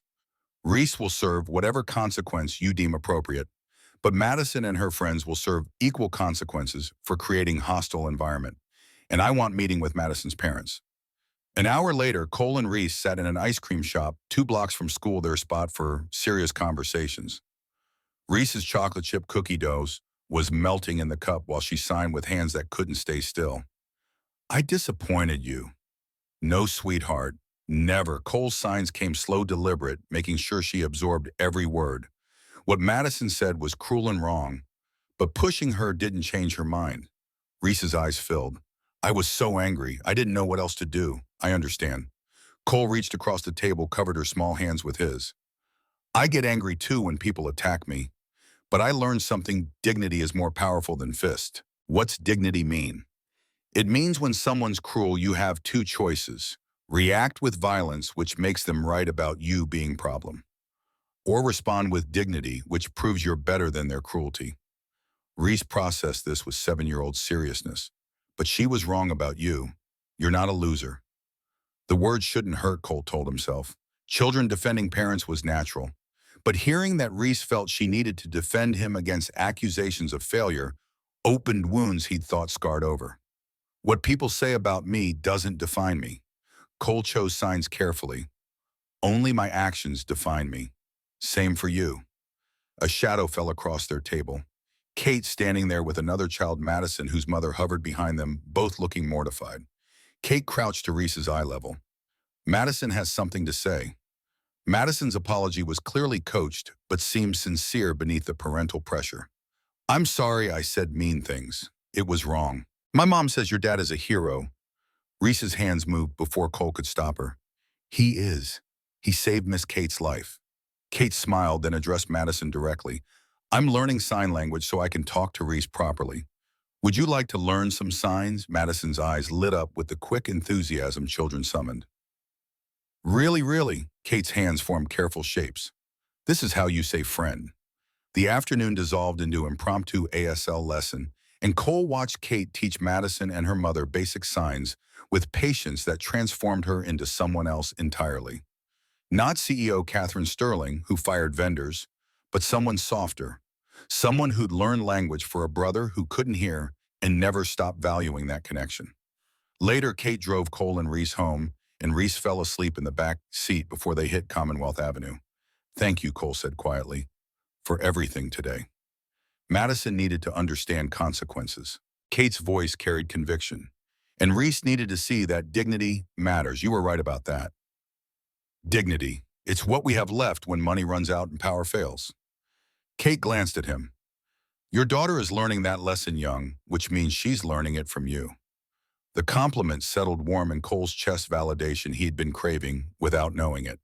6 weeks after the rescue, Cole found himself in federal courthouse being prepared for testimony that would determine Victor Graves' future. ADA Benjamin Cross was methodical professional, walking Cole through questions a dozen times until answers became automatic. Tell the jury what you observed. Why did you understand Ms. Sterling's signs? What was your assessment of threat level? Cole answered each version the same way, keeping emotion out of it, sticking to facts that could be corroborated. But when Cross warned him about the defense strategy, Cole's stomach turned over. Richard Pettin is going to attack your PTSD diagnosis, make you look unstable, unreliable. He'll suggest you imagined the threat or overreacted to legitimate business meeting. There was a gun, I know. But Pettin's job is creating reasonable doubt. Your military record and medical history are his tools. The trial started on a January morning, cold enough to make Boston Harbor freeze at the edges. Cole wore the suit Kate had insisted on buying him, argued against, but accepted because showing up in funeral khakis would hand Pettin ammunition. The courtroom was smaller than TV's suggested, wood paneling and uncomfortable gallery seating, and jury box filled with 12 people whose judgment would determine whether Cole was hero or mentally unstable veteran. ADA Cross's direct examination went smoothly, questions they'd practiced achieving their goal. Established timeline, describe observation, explain why. Cole understood sign language. My daughter is deaf, born that way. We communicate primarily through ASL. I've been signing for 6 years, and when you saw Miss Sterling's hand movements, you immediately understood she was calling for help. She signed very clearly, help, weapon, forced, contract, don't look up. The jury listened intently, sympathy evident in their expressions. This was the narrative Cross wanted: ordinary father with special skill, recognizing desperate call. Then Richard Pettin stood for cross-examination, and Cole watched prosecution's carefully built story get dismantled with surgical precision. Mr. Morgan, you were diagnosed with PTSD in 2019, correct? The question landed like a fist. Cole forced his voice steady. Yes. You experience panic attacks as a result of combat trauma. Sometimes, I'm in treatment. Pettin pulled papers from his folder, a theatrical gesture for jury's benefit. According to VA medical records, you had panic attack in grocery store 4 months ago. Believe someone was following you. Police were called. Is this accurate? Cole's face burned. The incident had been nightmare stranger walking too close behind him in the cereal aisle, triggering flashbacks so severe he dropped to the ground. 2 cops and a paramedic had talked him down while shoppers stared. That happened, yes. But I've been working with therapy because you see threats that aren't there, ADA. Cross was on his feet. Objection leading and inflammatory, sustained. Mr. Piton, rephrase or move on. Pettin smiled, damage already done. Mr. Morgan, how many enemy combatants did you engage during your deployments to Afghanistan? Cross objected again, but the judge allowed it, and Cole felt the trap closing. Admitting to combat experience made him capable. Admitting to kills made him dangerous. I don't remember exact numbers. Combat isn't like that. Approximately, the courtroom was too quiet, jury attention laser-focused. Dozens of people you killed. Enemy combatants I engaged. There's a difference. But Pettin had what he wanted. Jury now seeing Cole as someone who'd killed dozens of people, someone with PTSD from that killing, someone who might see threats in innocent business meetings. The testimony lasted 3 hours. Then Cole stumbled out of the courthouse into January cold that felt like mercy. Kate was waiting in the parking garage, leaning against her Mercedes, and her expression suggested she'd been monitoring the proceedings. "You were amazing in there." Cole shook his head, adrenaline crash making his hands tremble. "I was a target. Pettin made me look unstable." "You look human." Kate pushed off the car. "Come on, let's get out of here." Cole followed, legs unsteady, and climbed into passenger seat that smelled like leather and expensive perfume. Kate pulled out of the garage, navigating Boston traffic with focused attention, and Cole let the city blur past windows. They were halfway to his apartment when the panic attack hit. It started as tightness in his chest, familiar warning sign, then escalated into full spiral. Can't breathe, vision tunneling, hands shaking so hard he couldn't grip the door handle. Afghanistan superimposed over Boston. Rodriguez bleeding out, enemy fire screaming that wouldn't stop. Kate pulled into a parking garage and cut the engine. Cole. He couldn't respond, couldn't do anything except try to pull air into lungs that had forgotten how breathing worked. Kate's hand found his solid and warm. "Breathe with me. In, out, in, out." 10 minutes later, Cole's breathing approached normal. The panic had receded, leaving exhaustion and shame in its wake. "Sorry." The word felt pathetically inadequate. "I didn't want you to see me like this." See you like what? Kate's voice was firm, human, vulnerable. Having normal reaction to trauma. Cole's laugh was bitter. Normal. Right. Normal people don't fall apart in parking garages. Normal people don't get cross-examined about how many people they've killed. Kate's fingers squeezed his. "What Pettin did was cruel. Your response was appropriate. I'm supposed to be strong. Reese needs your daughter, needs a father who shows her that strength includes vulnerability." Kate shifted in her seat, turning to face him directly. "Asking for help isn't weakness. Fighting through pain isn't broken. You're exactly what Reese needs." Cole's throat was too tight for words. Kate was seeing him at his worst, at the moment when control failed and trauma won, and she wasn't running, wasn't making excuses to leave, was just sitting in a parking garage holding his hand while he pulled himself back together. "I should tell you something," Kate's voice dropped. "About Lucas." The shift was deliberate, offering her own vulnerability as trade. Cole nodded, not trusting his voice yet. "The day before he died, Lucas called me, signed that he needed help, that he was scared. But I was in board meeting negotiating property acquisition. I ignored the call." Kate's eyes were bright with unshed tears. "Next morning, my parents found him. Pills, vodka notes saying he was tired of being invisible. And I could have stopped it if I'd answered one goddamn phone call." The words landed between them, heavy with 15 years of guilt. Cole understood the weight, recognized the shape of it, knew exactly how that kind of regret carves someone hollow. "You couldn't have known." "Exactly." Kate's voice was fierce. "And you couldn't know Victor had outside people threatening Reese. We both carry impossible guilt about things beyond our control." The parallel clicked into place, puzzle pieces showing the picture they had been avoiding. Kate had built empire to outrun grief. Cole had chosen invisibility to protect Reese. They were both running from the same wound, just in different directions. "I'm workaholic because if I'm busy enough, I don't think about Lucas," Kate admitted. "Don't think about how lonely it is at the top. Don't think about sacrificing everything for hotels nobody shares with me." Her hand was still holding his, and Cole realized they'd crossed some threshold without discussing it. This wasn't boss comforting employee. This was two damaged people recognizing each other's scars. The trial lasted 2 weeks.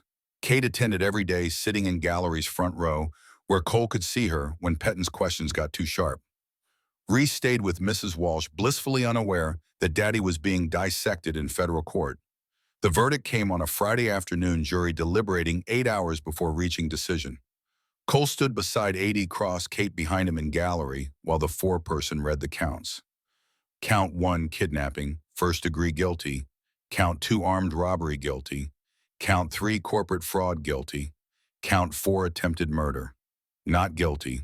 The last one hit strange. Victor had pointed a gun at Kate, threatened to shoot, but jury couldn't prove he'd actually intended to kill rather than just coerce. Sentencing 2 weeks later delivered 25 years federal prison. Victor showed no emotion as guards led him away, but when he passed Cole's seat, he mouthed words that made ice water run through Cole's veins. 12 years good behavior. Reese will be 19. I'll remember. That night, Cole couldn't sleep. He checked on Reese 3 times, verified locks twice, pulled up security camera footage from the cheap system he had installed last month. At 2 a.m., he was on the couch reviewing footage when his phone buzzed. Kate's text came through simple and direct. Can't sleep either. Want company? Cole should have said no, should have maintained boundaries. But he texted back his address and waited. Kate arrived 20 minutes later, sweatpants and MIT hoodie, making her look younger, more vulnerable. They sat on Cole's couch in darkness, broken only by streetlight, through windows, and the silence felt comfortable rather than awkward. Victor mouthed something when they took him away. I saw. Kate's voice was quiet. What did he say? That he'd be out in 12 years with good behavior. That Reese would be 19. That he'd remember. Kate's jaw clenched. We'll make sure he serves every day of that sentence, and when he gets out, Reese will be protected. Cole wanted to believe it, wanted to trust that money and lawyers could keep Victor contained. But he'd seen enough of the world to know that determined people found ways around obstacles. Kate's hand found his in the darkness. We're in this together now. You understand that Cole turned to look at her, this woman who'd been invisible to him for 3 years, the same way he'd been invisible to her. Now they were bound together by violence and vulnerability and languages that most people didn't understand. Yeah, I understand. Kate's eyes searched his face, and Cole saw the exact moment decision crystallized into action. She leaned forward, tentative, giving him time to pull away. Cole didn't pull away. The kiss was soft, careful, 2 people testing whether damage could touch damaged without breaking further. Kate's hand came up to his face, and Cole let himself fall into the moment, into the connection he had been avoiding because wanting things led to losing things. When they separated, Kate's eyes held question and hope in equal measure. I don't know how to date a billionaire CEO. Kate laughed, sound carrying relief. Lucky for you, I don't know how to date someone who actually loves me. They kissed again, deeper this time, years of loneliness seeking temporary refuge in each other. When Cole's alarm went off at 5:30, Kate was still on the couch asleep against his shoulder, and sunrise through the windows made her look almost peaceful. Cole let her sleep while he got Reese ready for school, and when Kate woke, she helped make breakfast with the uncertain enthusiasm of someone who didn't cook often. Reese took Kate's presence in stride, the easy acceptance children had for changes that felt right. Is Kate your girlfriend now? Reese's signs were direct, no filter. Cole glanced at Kate, who was trying not to smile. Maybe. Would that be okay? Reese considered this with utmost seriousness. Does she like dogs? Kate signed back without hesitation. I love dogs. Then yes, it's okay. Reese returned to her serial crisis averted. Cole walked Kate to her car. Early morning Boston cold, making breath visible. This probably complicates things at work. Kate's smile held mischief. I'm CEO. I'll make a policy exception. The words should have worried him, should have triggered all his concerns about power imbalances and wealthy people making rules bend. But Kate was looking at him like he mattered, like invisible had been replaced with essential, and Cole was tired of being afraid to want things. Saturday night, 11:15, Cole was checking door locks for the 3rd time when glass shattered in the kitchen. Reese was asleep upstairs, and Cole's training kicked in before conscious thought. He grabbed his phone, dialed 911, whispered address, and 2 intruders, my daughter upstairs, before the voice from the kitchen cut him off. We know she's upstairs. Morgan, Cole pocketed the phone, grabbed the baseball bat from the hall closet, and positioned himself at the top of the stairs. 2 men entered the living room, faces obscured by ski masks, but their body language screamed professional. The lead intruder pulled a knife from his belt. Victor sends his regards. Reese's door was locked from outside. She was safe. That's what mattered. Cole gripped the bat, muscle memory from Afghanistan, sliding into place like putting on old coat. Reese is 7 years old. Leave her out of this. Should have stayed invisible hero. The first intruder rushed the stairs. Cole swung the bat, connected with knee, heard the crack and the scream. Second intruder came from behind, tackled Cole down the stairs. They tumbled together, bat clattering away, and Cole's back hit the floor hard enough to knock air from lungs. Intruder 2 was on top of him, knife raised. Cole caught the wrist combat training, overriding panic twisted, and swept leg and move he'd practiced 1,000 times. Reverse positions got Intruder 2 in submission hold until the man tapped out. Intruder 1 bad knee and all came at him again. Cole rolled, kicked, connected with face. Sirens wailed in the distance, getting closer. Both intruders scrambled for the door. Cole tackled Intruder 1, brought him down hard, and held him until police burst through the door with weapons drawn. The aftermath was chaos. Ambulance for the intruders, both with injuries, police taking statements. And Reese, awakened by the noise, standing at the top of the stairs, looking at her father covered in bruises, and two men in handcuffs, and understanding that violence had entered their home. She ran down the stairs, didn't sign, just clung to Cole's chest while her body shook with silent sobs. Cole held her, whispering reassurances she couldn't hear, while police processed the scene around them. Kate arrived at 11:40, still in evening gown from whatever charity event she'd been attending, and her face went white seeing the blood on Cole's shirt. "Oh my God, are you hurt?" "Not my blood." Cole's voice felt detached from his body. Reese saw everything. Kate's eyes found Reese still attached to Cole like she'd never let go, and her expression cracked into grief. She moved to sit on the floor beside them, careful not to crowd, and signed with patient precision. "You're brave. Your dad protected you." Reese's hands moved shakily. "I'm scared. Bad men came." "Yes, but your dad stopped them. You're safe now." The police wanted Cole to come to the station, give formal statement, but Kate intervened with the kind of authority that came from lawyers on retainer and political connections. "He has a traumatized child. You can take his statement tomorrow." The lead officer, faced with Catherine Sterling's glare, capitulated. That night, the three of them slept on Cole's living room floor in sleeping bags Kate had somehow procured. Reese between them, Luna, the borrowed dog Kate had brought along, curled at their feet. Cole listened to Reese's breathing even out into sleep, watched Kate's hand resting protectively near Reese's shoulder, and understood that his careful life had shattered into something he couldn't control. But maybe control had always been illusion. Maybe safety was about people who stayed when violence arrived, people who signed "you're safe" and meant it. Kate caught his eye across Reese's sleeping form. "Move in with me. Penthouse has 24/7 security." Cole's instinct was refusal, maintaining independence, not accepting charity. But this wasn't charity. This was Kate protecting people she cared about, and Cole had stopped pretending he didn't need that protection. "Reese needs stability. Then we create new stability. One where she's safe, where you're not alone." The words settled into Cole's chest, permission he hadn't known he needed. Alone had been his default for 4 years, careful isolation that protected Reese from disruption. But maybe being alone wasn't the same as being safe. "Okay, thank you." Kate's smile held relief and something deeper. "We're family now. All of us." 2 weeks after the home invasion, Cole stood in Kate's penthouse watching movers carry boxes that represented his entire life into rooms larger than his old apartment. Reese darted between furniture, signing rapid-fire observations about the marble countertops and the view in the bathroom that had heated floors. "This toilet has buttons. What do the buttons do?" Kate appeared beside Cole, coffee in hand, still in the silk pajamas that cost more than his first car. "One is a bidet. I'll show you later." What's a bidet European luxury Americans are slowly discovering? Cole's discomfort must have shown on his face because Kate's hand found his elbow. "This is temporary if you want it to be. Or permanent. Your choice." The word permanent settled heavy.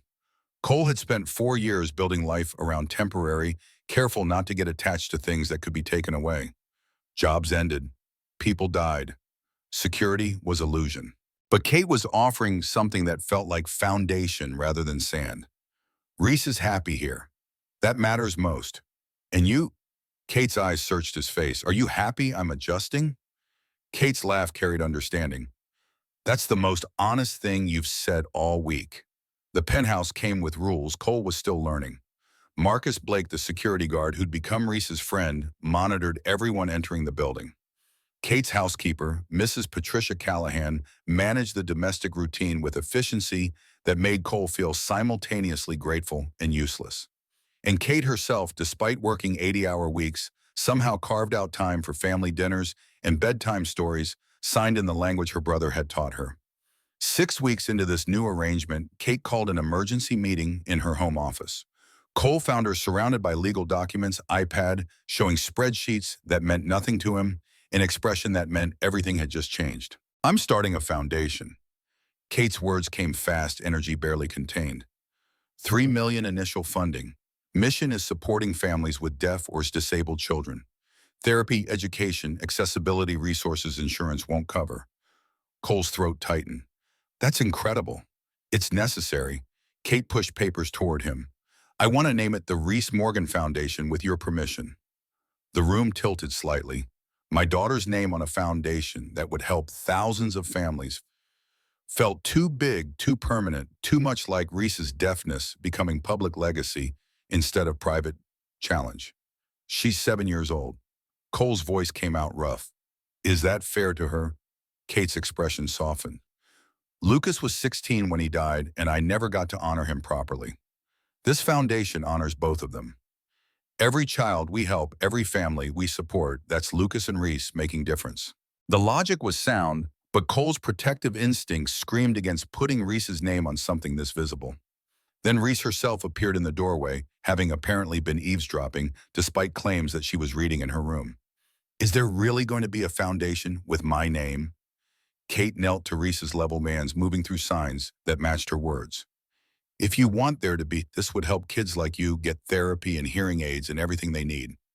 Reese's face scrunched in thought processing, with the seriousness she brought to important decisions. "Will other deaf kids be happy because of it?" "Yes." "Then okay, I want to help." Cole watched his daughter give away her privacy for other children's benefit and felt pride were with fear. But Kate was right. Lucas had died invisible and unmourned. Reese was alive and could be part of something bigger than her own struggle. "The foundation needs a board," Kate continued, addressing Cole now. "I want you on it. Your experience as a parent navigating these systems is invaluable." Cole nodded, unable to find words adequate to the moment. Kate was building something that would outlive all of them, turning trauma into purpose. And she was building it around his daughter's name. That night, after Reese was asleep, Kate led Cole to her private study and unlocked a desk drawer. She pulled out an envelope that looked like it had been opened and refolded 1,000 times. "I need to show you something about Lucas." The letter inside was handwritten teenage script on notebook paper, and reading it felt like intruding on someone's last words. "Kate, if you're reading this, I'm gone. I don't blame you. I just want you to know you're the person I loved most. I'm sorry I was weak. Please don't spend your life guilty. Live enough for both of us. Lucas." Cole read it twice, understanding clicking into place. Kate had carried this for 15 years, proof of forgiveness she'd never accepted. "He forgave you." Cole's voice was quiet. "Maybe it's time you forgave yourself." Kate's eyes glistened. "How do you forgive yourself for missing the call that could have saved someone?" "You don't. You carry it. But you stop letting it define everything." Kate moved to the window, Boston spread below like circuit board of light. "I built Sterling Crown because if I worked hard enough, maybe I could outrun the guilt. Buy my way out of it. But money doesn't bring back the dead." "No, but it can help the living." Kate turned back, and something in her expression had shifted. "The foundation isn't redemption. It's promise that Lucas's death meant something, that your love for Reese changes lives beyond just hers." The words settled between them, weight and wings in equal measure. 3 months later, the foundation gala filled the Sterling Crown's grand ballroom, with Boston's elite 300 people paying $1,000 per plate to support a cause most of them knew nothing about. Cole stood in rented tuxedo that made him feel like imposter watching Reese, in her blue dress, charming donors, with the unself-conscious grace of children who didn't understand their own power. Kate took the stage microphone in hand and presence commanding attention. 15 years ago, my brother Lucas took his own life. He was deaf, isolated, and I wasn't there when he needed me most. The room went silent. Wealth and privilege confronted with raw grief. Last year, Cole Morgan saved my life because he understood sign language. He learned it for his daughter Reese because love made him capable. Kate's voice strengthened. That's what this foundation represents. Love making us capable. Grief turning into purpose. Loss becoming legacy. Cole's throat closed, watching Kate honor Lucas publicly, letting 300 strangers witness her pain, because it would translate into donations, into therapy sessions for children whose parents couldn't afford them, into hearing aids and ASL classes and futures that might not include isolation. The speech ended to standing ovation and donations flooded in. By night's end, the foundation had raised $1.8 million, enough to help 500 families in the first year. After the gala, Kate drove them home through Boston streets empty at midnight. Reese was asleep in the back seat, exhausted from smiling at strangers, and Cole found Kate's hand on the center console. "Thank you," Kate's voice was soft, "for showing me life beyond work, beyond guilt." Cole squeezed her fingers. "Thank you for seeing us. Really seeing us." Kate pulled into the parking garage, killed the engine, and turned to face him. "I love you." The words came out rushed, like she'd been holding them back and they'd finally escaped. "Both of you. I love you both." Cole's heart hammered against ribs that suddenly felt too small. "I love you too." The kiss was different this time, not testing or careful, but claiming. They broke apart when Reese stirred in the back seat, mumbling in sleep, and Cole felt himself smiling, despite the vulnerability that came with loving someone who could be lost. 8 months into his position as director of security, Cole had transformed Sterling Crown's protocols across all 5 properties. Silent alert systems in every employee badge. Compartmentalized access so no single person could compromise the whole system. Threat recognition training for 3,000 staff members. Real-time monitoring that actually worked. Tessa Ward reviewed his quarterly report with expression somewhere between impressed and grudging. "You've accomplished more in 8 months than the last 3 directors managed in 5 years combined." Cole kept his response modest, had good motivation. Kate's life hanging in the balance tends to focus priorities. Tessa closed the report. "You've earned the permanent position. 95,000 salary, full executive benefits, the works." The number still felt surreal. From 38,000 to 95,000 in less than a year of poverty to comfortable middle class, though comfortable would never quite erase the muscle memory of counting pennies. "Thank you, don't thank me. You did the work." Tessa paused. "And Morgan, I'm sorry I doubted you. That day in the stairwell, I thought you were going to get yourself killed being hero. Wasn't trying to be hero, just trying to help. That's what makes it heroism." The validation settled warm, but Cole's mind was already moving forward. New threat assessments, updated protocols for the Chicago property, training schedule for next quarter's hires. Staying busy kept the memories at bay, kept Afghanistan and dead teammates and panic attacks relegated to nighttime rather than daylight hours. Tuesday afternoon, 2:15 p.m. Cole was reviewing Boston Properties security logs when his phone rang.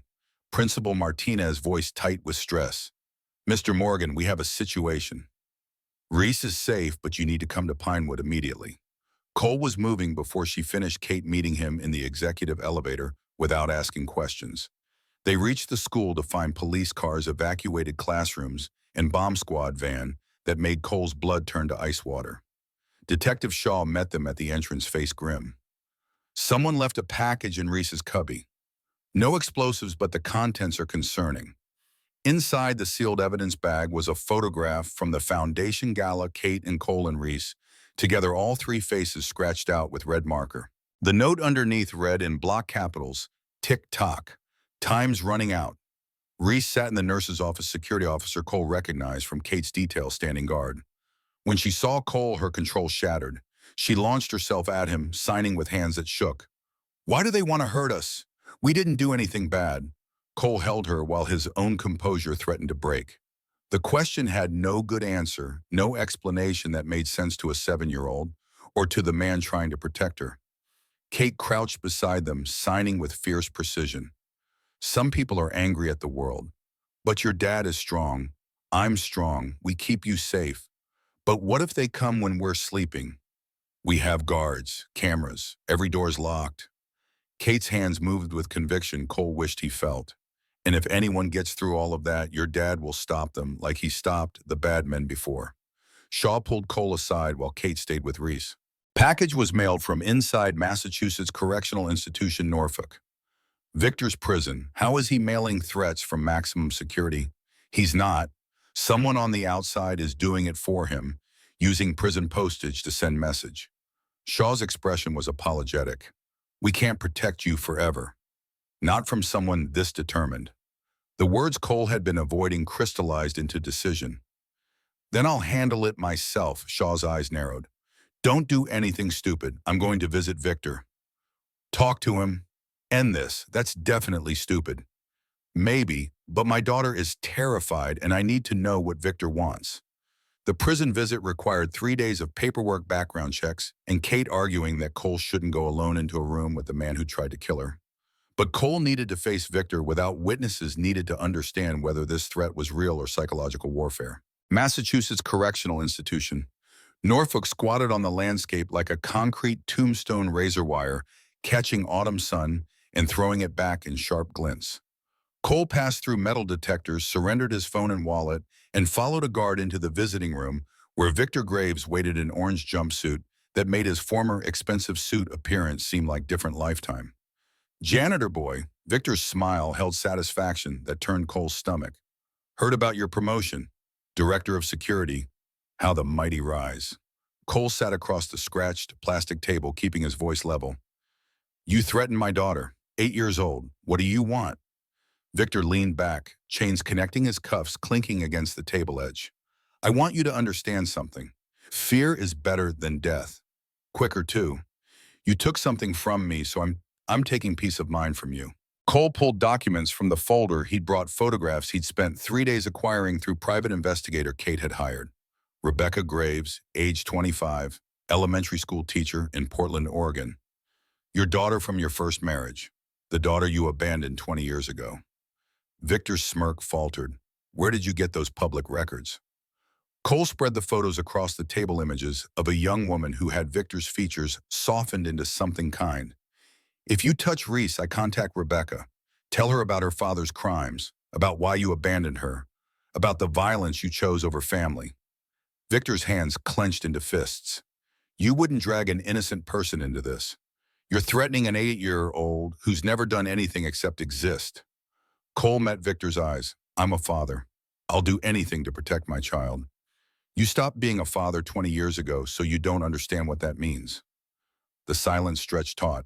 Victor's jaw worked, calculations running behind eyes that had seen violence and chosen it anyway.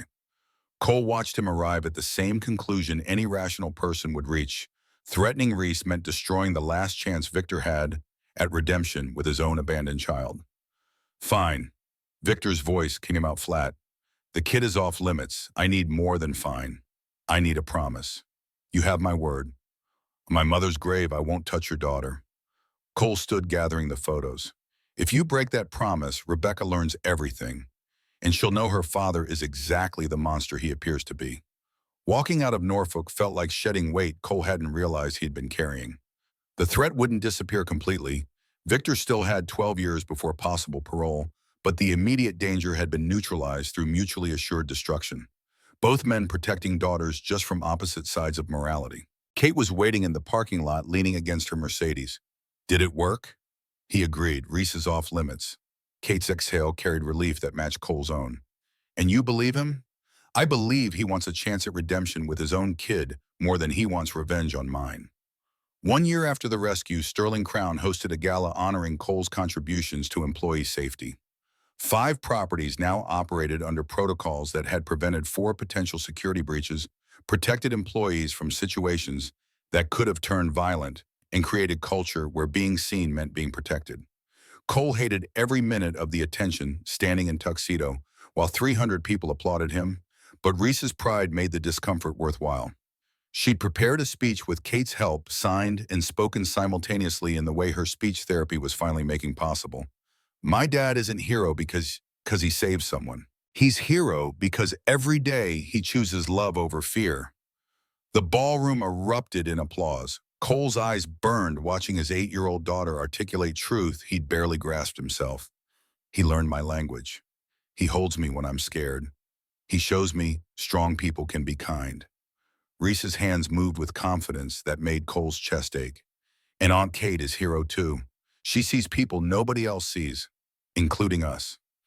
Kate was crying openly in the front row, not bothering to hide tears that would ruin makeup that cost more than Cole's first month's rent in his old apartment.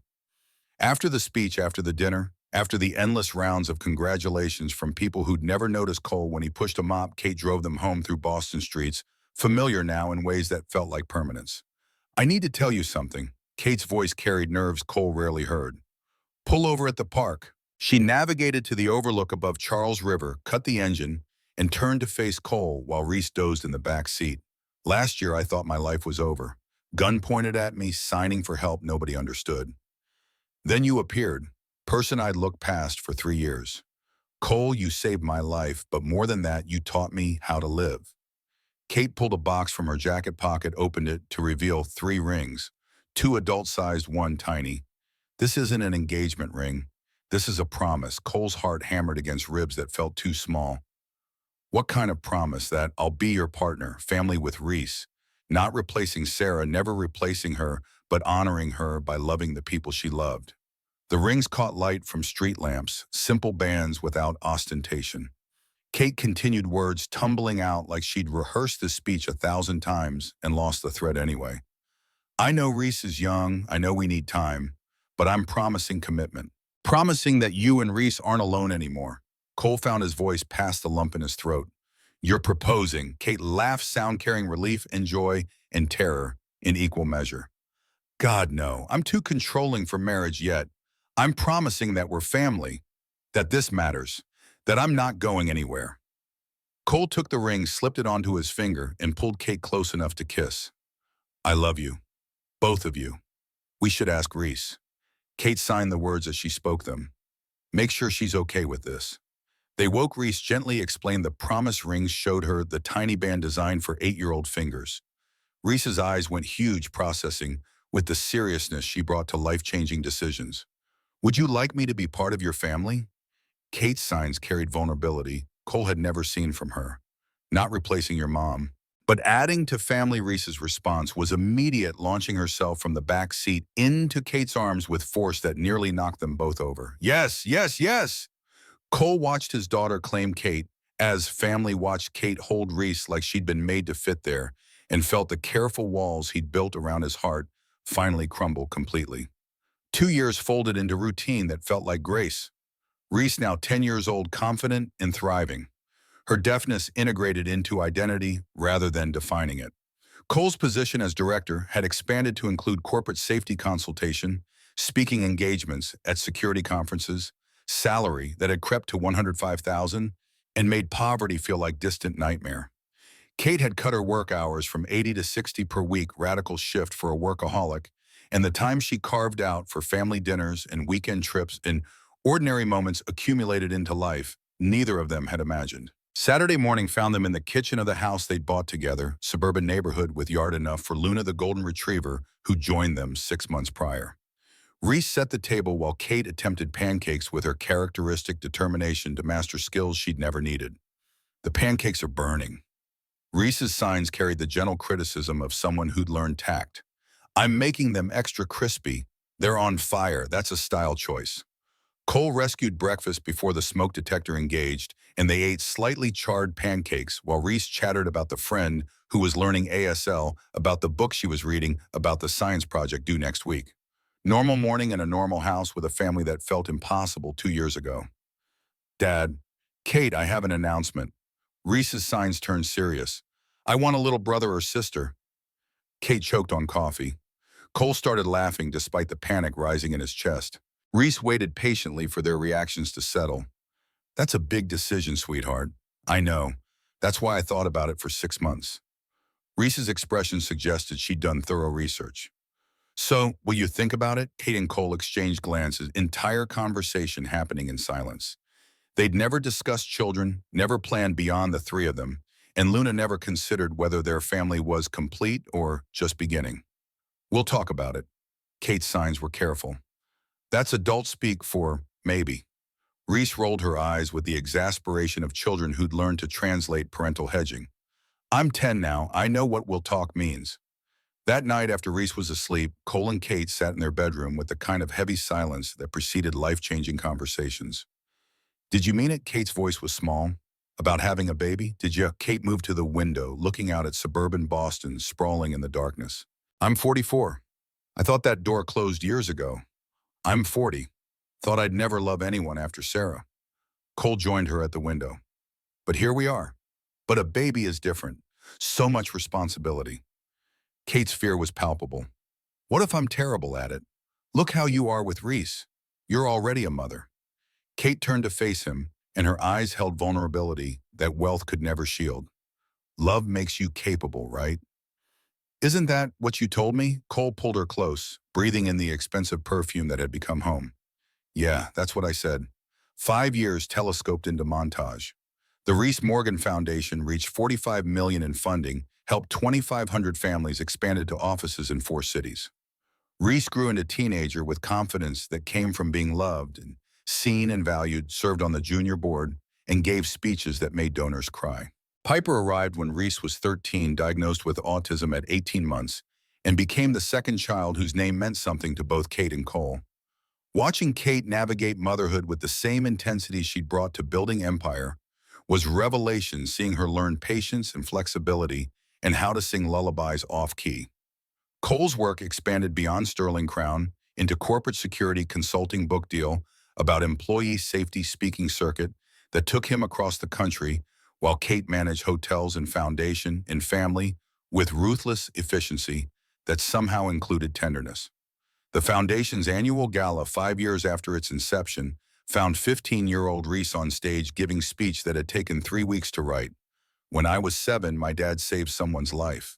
That stranger became Aunt Kate, then Mom Kate. She signed with teenage poise that made Cole's chest ache. They created foundation in my name. But really, it's in spite of every child who struggles. My little sister Piper has autism. She's helped by this foundation too. We help families because family helped us. That's what love does. It multiplies. The audience gave standing ovation.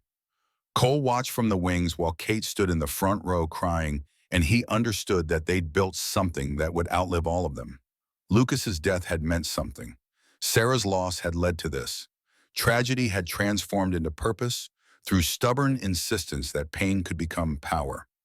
After the gala, Cole stood on the penthouse balcony that had become his refuge, whiskey in hand and city lights below, making Boston look like possibility. Kate joined him, handed him a second glass, and settled against the railing. What are you thinking? That 5 years ago I was a janitor, nobody noticed. And now I'm home. The word carried weight of journey of invisibility, becoming visibility of maintenance, worker, becoming director, becoming father, becoming husband, becoming someone who mattered not because of titles, but because of the people who loved him. Kate's hand found his fingers intertwining in the comfortable intimacy of people who'd survived trauma together and chosen each other anyway. You taught me something important. What's that? That success isn't empire or money or hotels. It's coming home to people you love and knowing they're waiting. Cole pulled her close and they stood watching Boston settle into night. Reese was inside teaching Piper signs for bedtime routine, patient and kind, and everything good about humanity. Luna was asleep on the couch. The foundation had board meetings scheduled for Tuesday. Sterling Crown had new security protocols rolling out next month. Life continued in its ordinary, extraordinary way. Phone rang at 11 p.m. Number Cole recognized as Detective Shaw. Heart rate spiked before conscious thought, old combat instincts reading threat in late-night calls. Morgan. Shaw's voice carried weight. Victor Graves died in prison tonight. Heart attack. He's gone. The news should have brought relief, but Cole just felt exhausted. 10 years of low-grade fear of checking locks and monitoring school security and waiting for Victor to make good on threats collapsing into simple absence. It's over. Kate had heard enough to understand, her hand finding Cole's shoulder. It's really over. Yeah, baby, it is. They told Reese the next morning over breakfast, a careful explanation that the man who'd threatened them had died and the danger had passed. Reese didn't remember Victor clearly, had been 7 when the rescue happened, and 15 now, but she remembered the fear. So we don't have to be scared anymore. You don't have to be scared anymore. Reese processed this with teenage complexity, mixing relief with something that looked like sorrow. I'm not glad he died. That's sad, but I'm glad we can stop being afraid. Cole pulled her into a hug that she tolerated with the patient forbearance of teenagers who thought parents were embarrassing. You taught me something, sweetheart. Being brave means choosing love despite fear, but it's also okay to not be afraid anymore. That's kind of deep, Dad. I have my moments. Sunday dinner became ritual family tradition that anchored their week. Cole carved roast beef with his characteristic lack of skill. Kate mashed potatoes with determination that hadn't yet translated into competence. Reese set table while correcting her parents' cooking, and Piper helped by making chaos that somehow added rather than subtracted from the meal. Cole looked around the table and saw the impossible made manifest. Kate laughing at something Reese signed. Piper signing "Love You" with three-year-old enthusiasm that melted everything it touched. Luna begging for scraps with eyes that suggested she'd never been fed in her entire life. This chaotic, loud, perfect family that had grown from violence in sign language and stubborn insistence that being seen mattered more than being safe. Kate caught his eye across the table, signed the question she asked whenever Cole got too quiet. "What are you thinking?" Cole signing back with hands that had learned this language for his daughter and used it to save a stranger who became his wife. "I'm thinking I spent years learning sign language for Reese. That language saved you. You became family. Love has funny way of multiplying when you share it." Kate's smile held everything they'd survived together, everything they'd built from ashes. Being seen isn't scary. Being loved isn't weakness. And heroism isn't about capes. It's about showing up for people who need you. Reese signed across the table, pulling their attention back to the immediate. "Can we get ice cream after dinner?" The question echoed through time, connected to 7-year-old Reese, asking about pizza to poverty and hospital bills and the careful mathematics of survival. But now the answer was simple, abundant, free from the weight of scarcity. "Yes, sweetheart, we can get ice cream." Piper's hands moved in clumsy approximation of ice cream, and the family dissolved into laughter at her enthusiasm. This was the victory, Cole thought. Not the foundation or the career or the house in the suburbs. Not even the money that had transformed poverty into comfort. The victory was this: a family around a table speaking languages that most people didn't understand, choosing each other every day, despite the trauma that had brought them together. Being seen, being loved, being home. Cole had been invisible for so long, he'd forgotten what it felt like to matter. Now he was seen, completely loved, fully needed, absolutely. And in the ordinary miracle of Sunday dinner with family that shouldn't exist, but did he finally understood what Sarah had meant when she'd asked him to take care of their girl. Taking care meant more than survival. It meant building life big enough to hold all the love they had to give. It meant teaching Reese that heroes were ordinary people who chose courage. It meant showing Piper that different wasn't damaged. It meant proving to Kate that loneliness could be cured by people who refused to look away. The maintenance worker who'd mopped wood floors and emptied trash and stayed invisible for 3 years had become man whose life mattered not because of what he did, but because of who he loved and who loved him back. And that Cole thought as he watched his family laugh over ice cream plans was more than enough. It was everything.